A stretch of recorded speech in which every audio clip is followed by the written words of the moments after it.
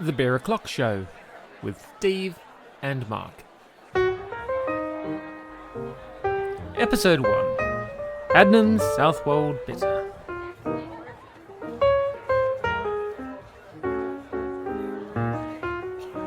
Hello and welcome to episode 1 of The Beer O'Clock Show. My name's Mark, and joining me is my co-host Steve. Hello Steve. Good evening, how are you doing? I'm very well, thank you. How are you? Good, thank you. Jolly good. This week we'll be reviewing Adnams Southwold Bitter. Is that that's right how I say it, isn't it, Steve? That's the correct pronunciation, yes. Very good. It is episode 1, so obviously everyone's listening to this for the first time. So to give you an idea of what the show is about, essentially, I am a beer noob. Steve, I don't know if I want to call him a beer expert, because that might... Might be a step too far. Might be a step too far, and also maybe suggest perhaps a level of consumption that he might not be comfortable with me making public. Maybe certainly over my weekly units that I should be consuming. Yeah. So, the idea is basically Steve is going to teach me how to drink beer. Up till now, I'm not a huge drinker, but I've been drinking lagers, the kind of drinks that Steve rolls his eyes at. And the idea for this came around because I'm seeing Steve. I follow Steve on Twitter. You can follow him at Mental Bentos. You can follow me at Roku, ROKKU. And the show is at Beer O'Clock Show. But I follow Steve on Twitter, and I see him checking in all the beers that he drinks into the Untapped app on the iPhone. That's right, isn't it? Untapped? It is, yes, yeah. So I was seeing all these wild and fantastic beers being checked in, so I thought I want to get in on that. So this is where this comes into it. Steve's going to teach me every week how to drink beer and how to taste it as being something other than just beer.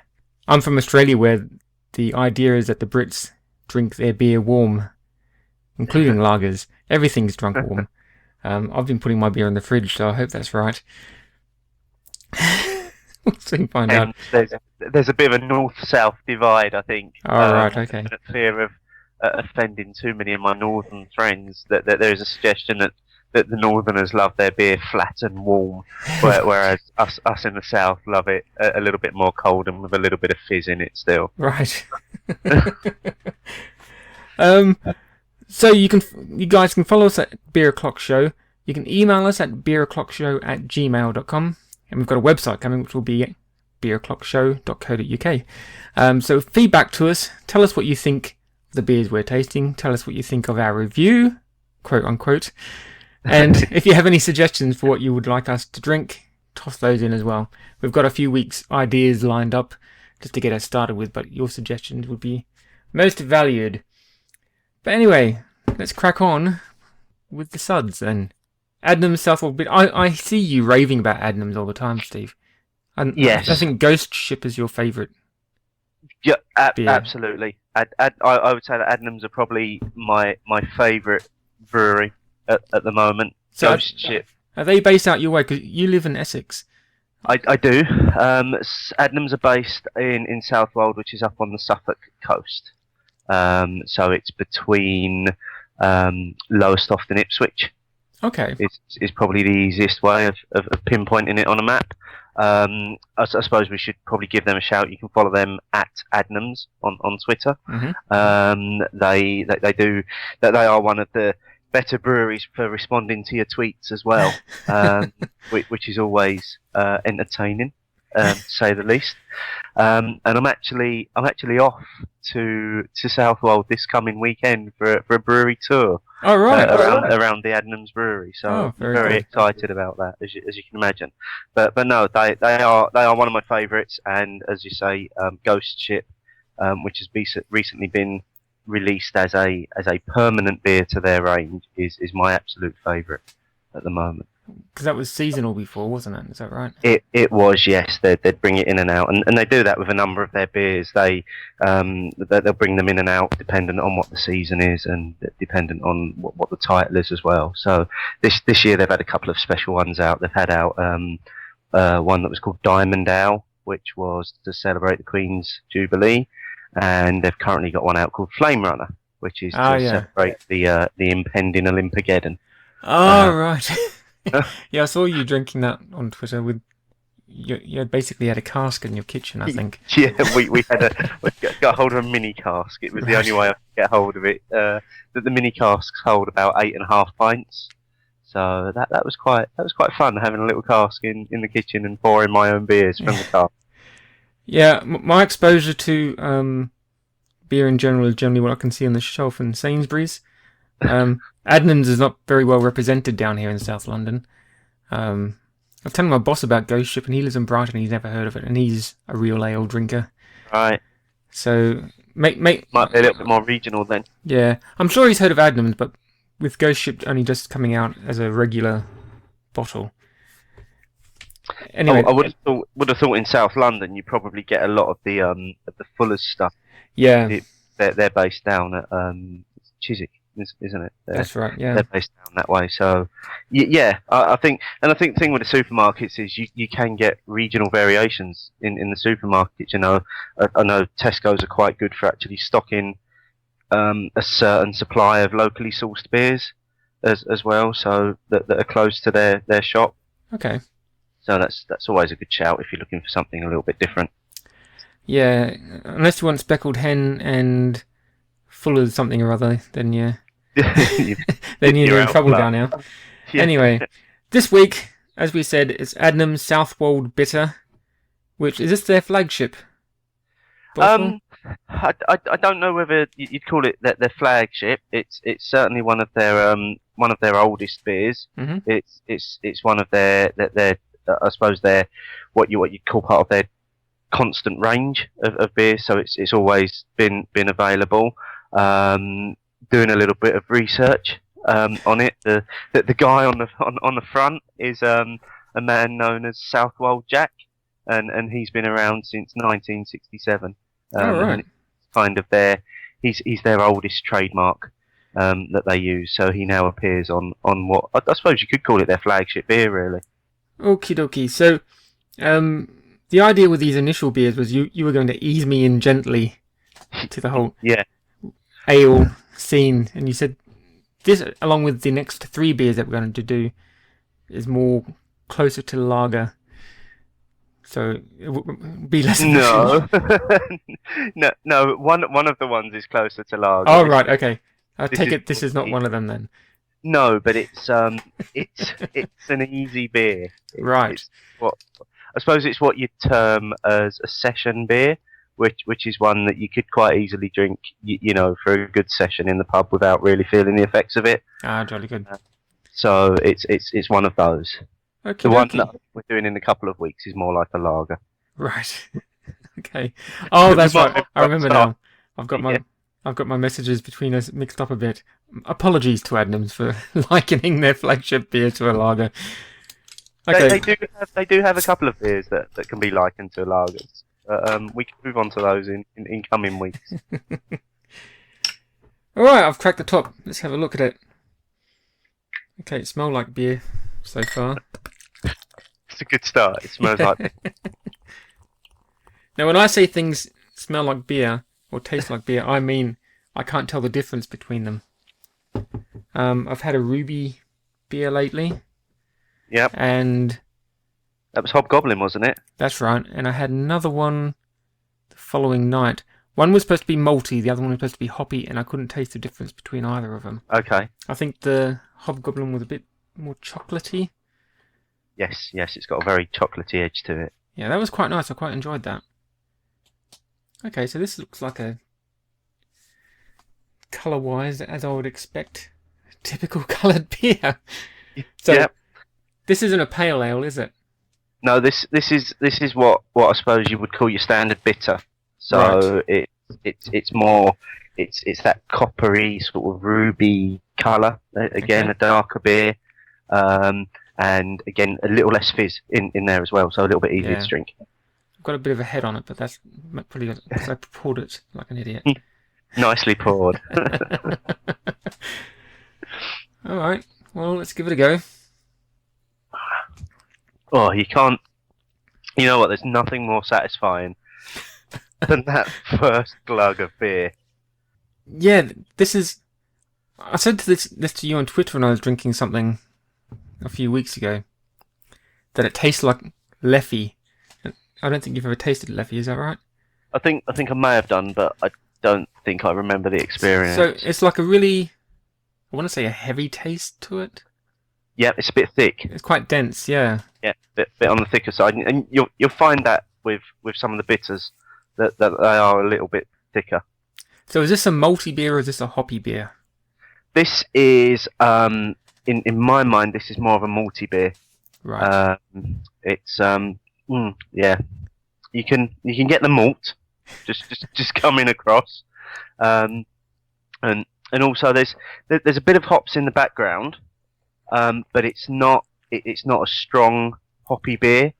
With the hoppy beers, you can it's like you're smacked in the face with the flavour. Right. It's a really strong flavour with the hops. This is a little bit more. It's a little bit more refreshing. It's a little bit more light.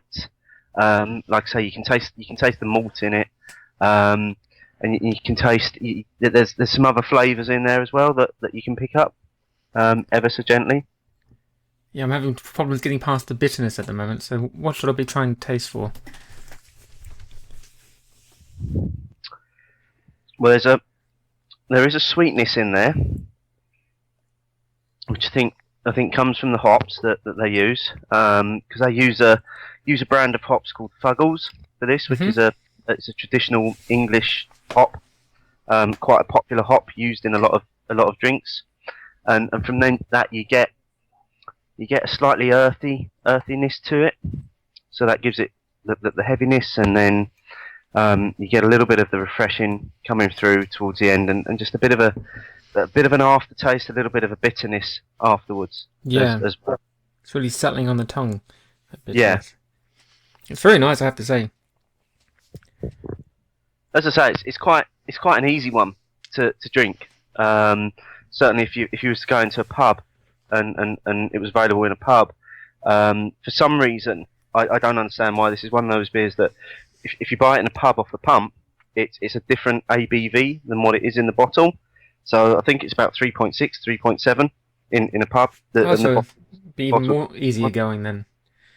Yeah, and it's quite a lot smoother in a pub. But this is I do like, whereas I may differ from a beer connoisseur who might not like their beers cold, I actually I like my beer cold. Right. That there are some beers that I would probably take out of the fridge, probably for about half an hour if I was going to drink it, just to let it warm slightly so you can pick up a little bit more of the flavours. Okay. Yeah, still trying to find that sweetness. keep going. I don't think it's not a huge sweetness. It might be more of a spicy sweetness, because that's probably coming through from the hops a little bit. Again, that Fuggles hop has got a spicy sweetness to it as well. I have to say, after the initial shock, it's quite smooth, isn't it? It is, yeah. Yeah. I'm enjoying this. It looks like it. I've only downed about most of the bottle so far. Never mind.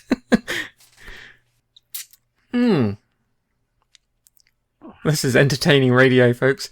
Yeah.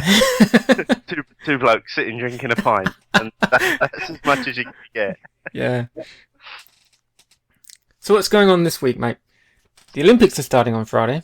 The Olympics are starting on Friday. And despite the cynicism that we've been expressing for the last year and a half, or however long, are you excited?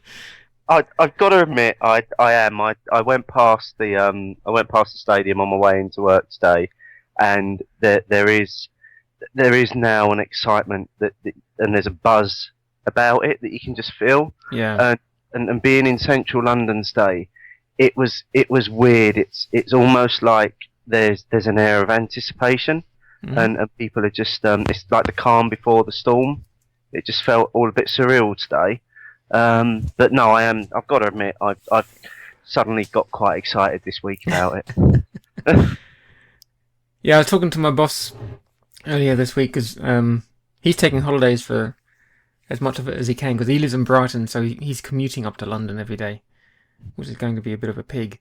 Yeah. And we're both saying, because I think it's very easy to be cynical about it when you're hearing about all the cost overruns and the security debacle and all that kind of stuff. But we both really enjoy watching it on TV. Mm-hmm. And I mean, that's what I'm actually looking forward to. One, seeing it in my own time zone, which is always a good thing. Yeah. And of course, with this day and age, you got the BBC app on the iPhone. You can watch 24 channels live on your phone if you fancy it. So, I think it's going to be really good. I'm actually looking forward to it.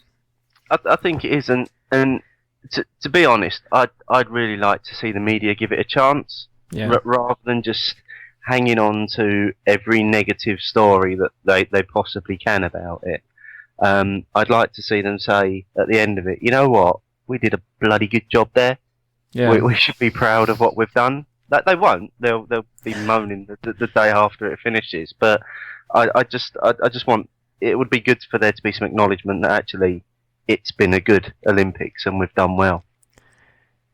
Yeah, we'll see. The official broadcasters will probably be quite positive about it, but we'll see what the newspapers say. Yeah.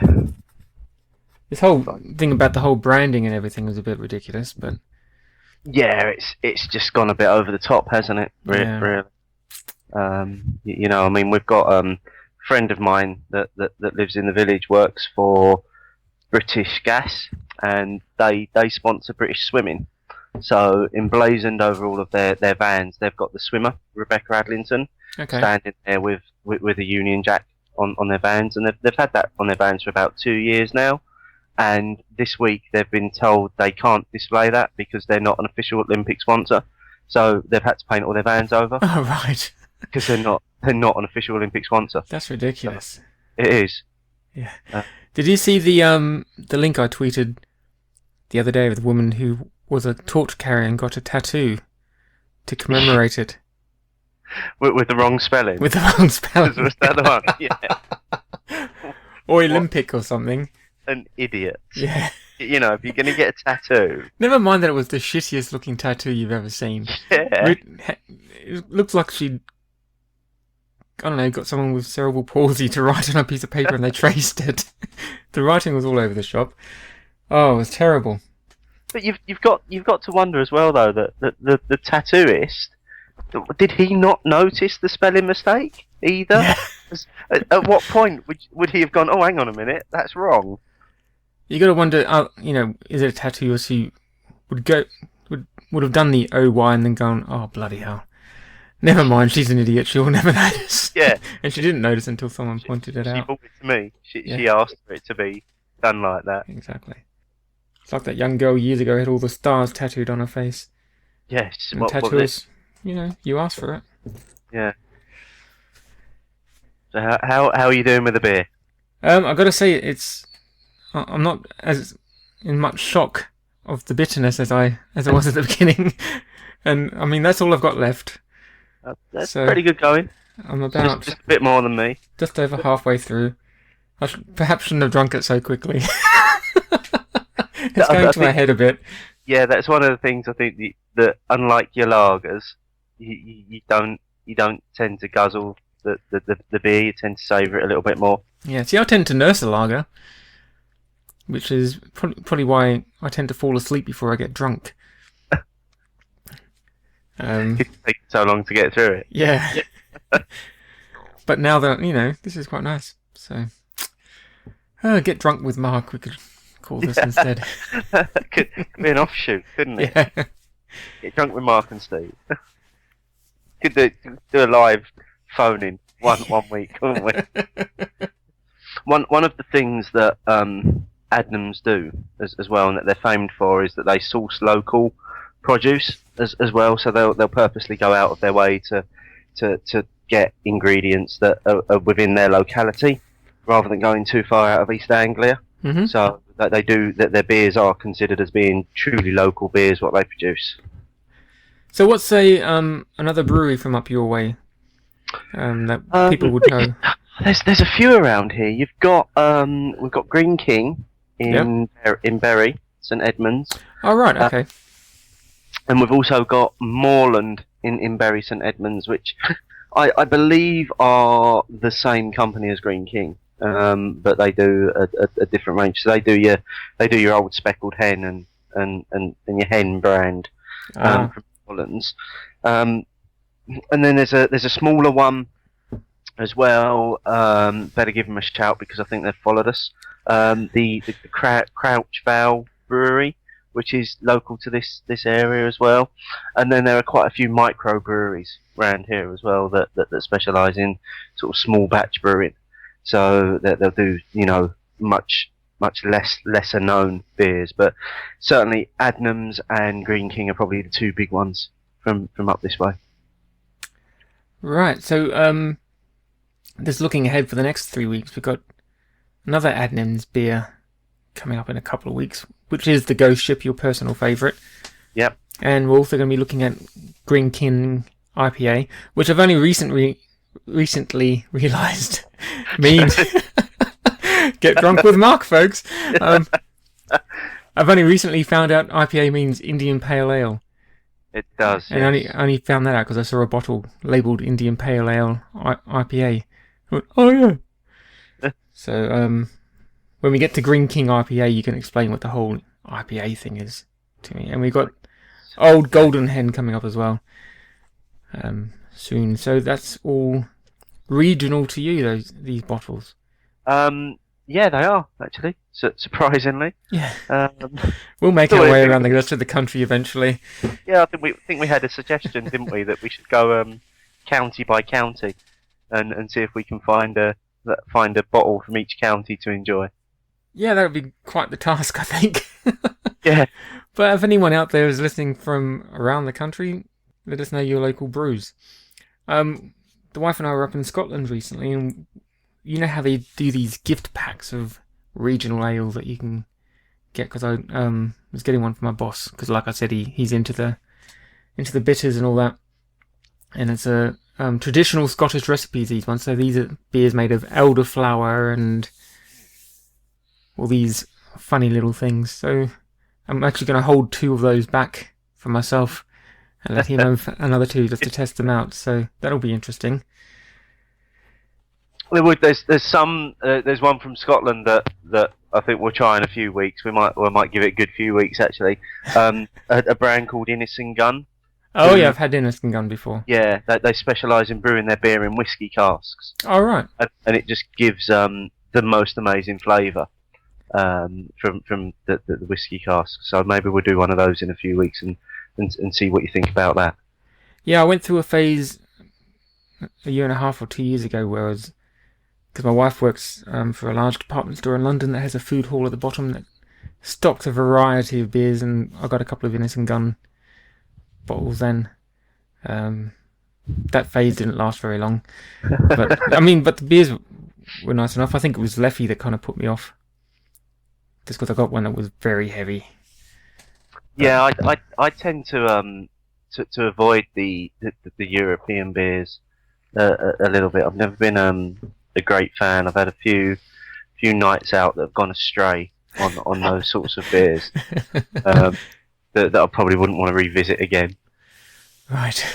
I think Duvel is it Duvel or somebody will probably tell us if I pronounce that wrong, but that pretty much put me on my arse one night properly. Put me on my arse one night.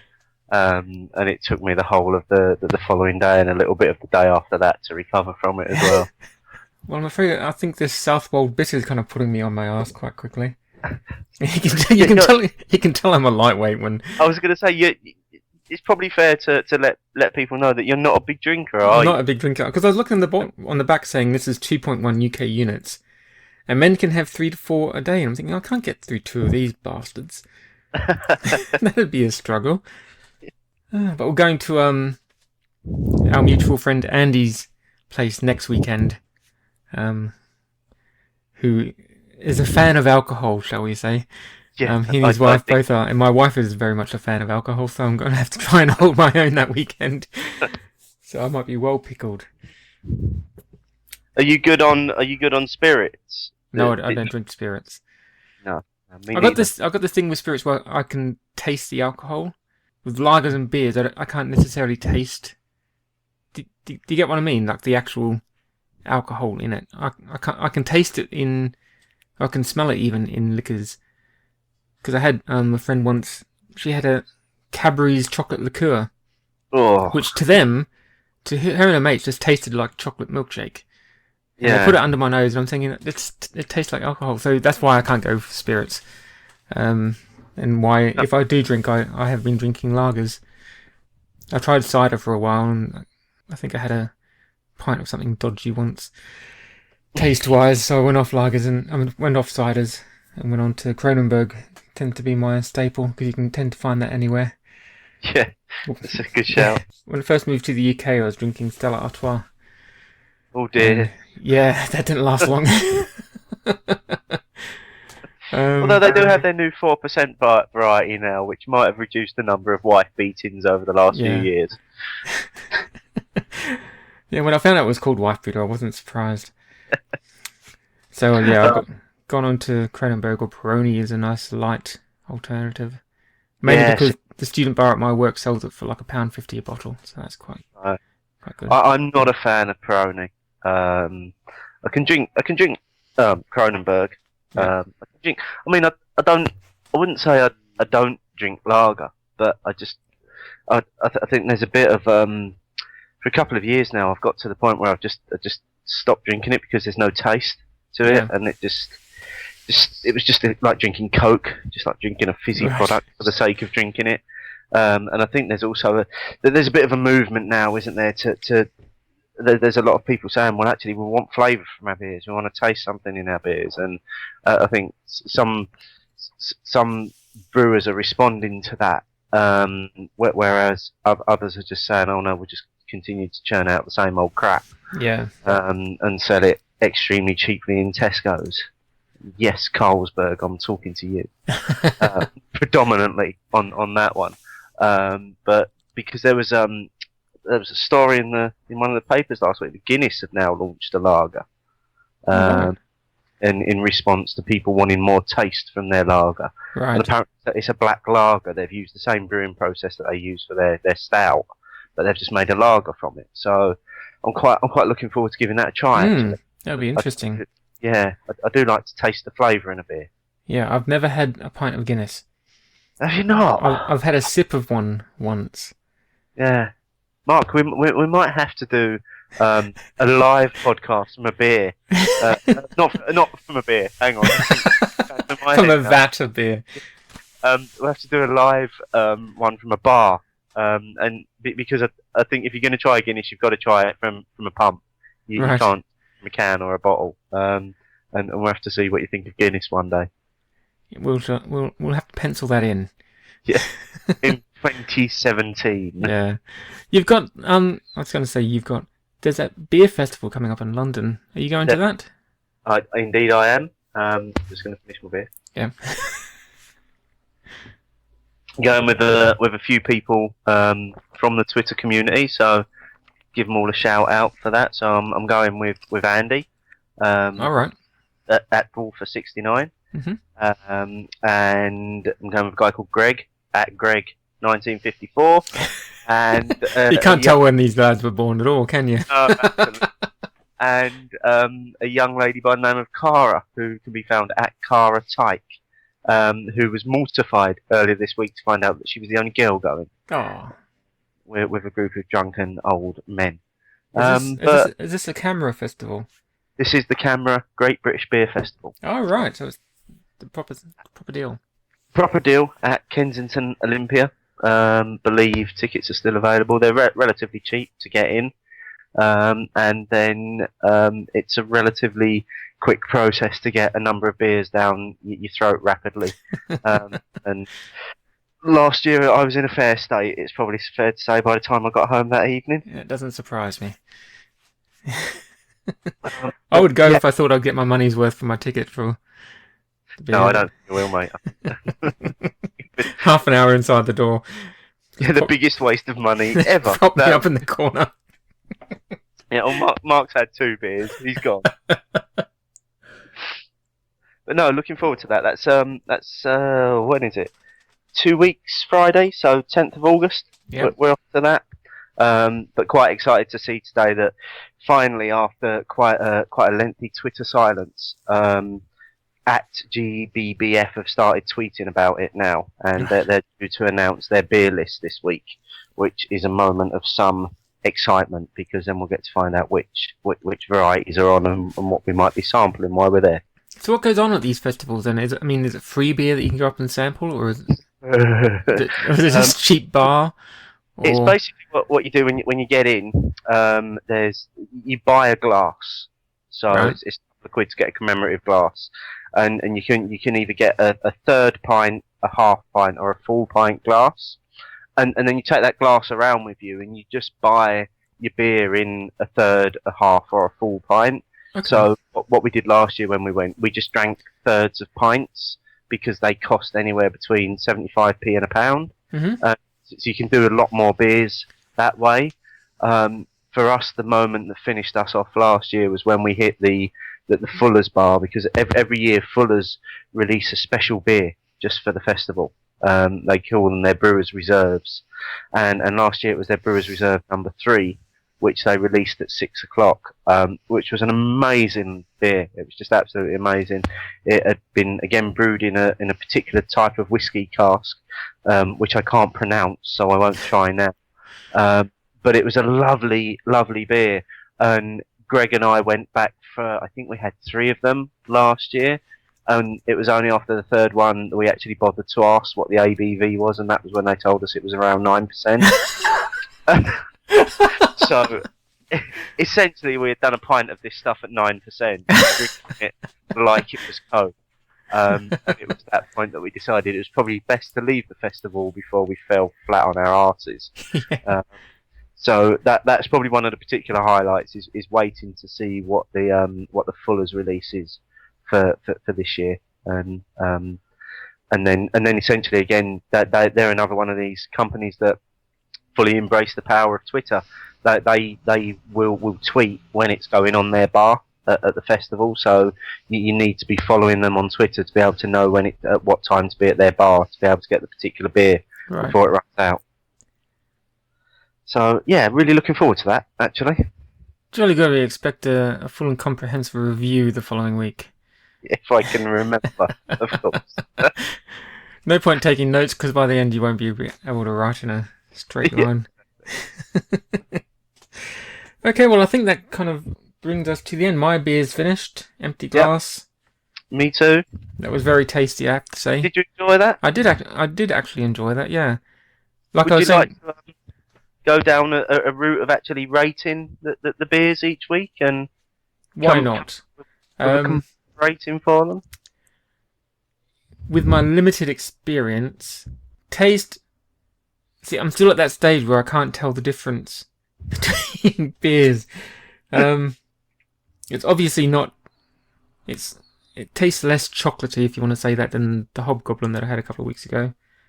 Once I was past that initial shock of the bitterness, because I was drinking a Coke Zero earlier, so I should have cleansed my palate, as one might say, before drinking it.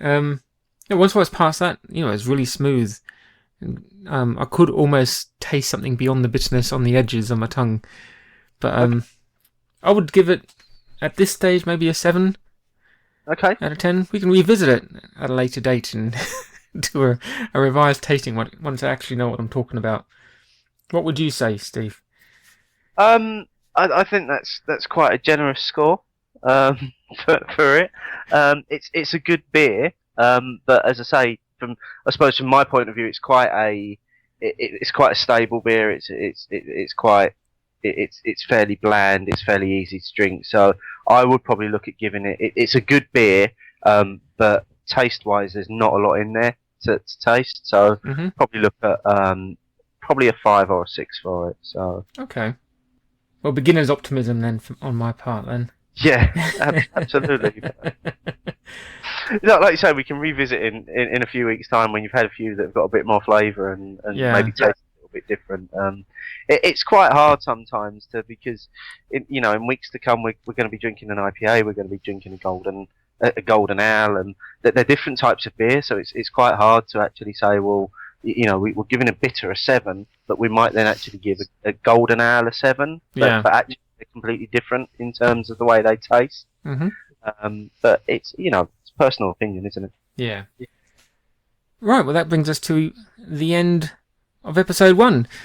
Like I said at the top of the show, you can find us online on Twitter at Beer O'Clock Show, on the web at beeroclockshow.co.uk, and you can email us at beeroclockshow@gmail.com.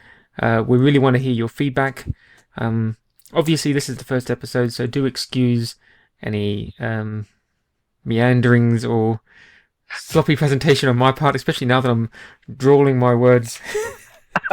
Following, how much was in this bottle? 500, half a litre of 4.1. Not even a pint. Is that not even a pint? No, a pint. I think a pint is 550 ml. Oh, bloody hell. Something like that. Jesus Christ, I'm a lightweight. At least you know that, though. But I did drink it in about 15 minutes, I have to say. So maybe that's why. Get drunk with Mark, folks. Every week. Change the name of the show. Yeah. Get drunk with Mark. You can find Steve on Twitter at MentalBentos. You can find me at Roku, ROKKU. Follow us on Twitter, and we will follow you back. And again, please give us your feedback. What are we drinking next week? I don't know. What are we drinking next week? What one do you want to go for next week? Let's go for the Green King IPA next week. Okay, so we're going to do Green King IPA. So if people want to drink along at home, yes, get yourselves a bottle of Green King IPA for when you download the podcast. And the show will be out by the end of the week every week, all depending on what night we record, obviously, because schedules and all that. So, thanks again. See you all. We'll talk to you all soon. Cheers, Steve. See you soon. Bye-bye.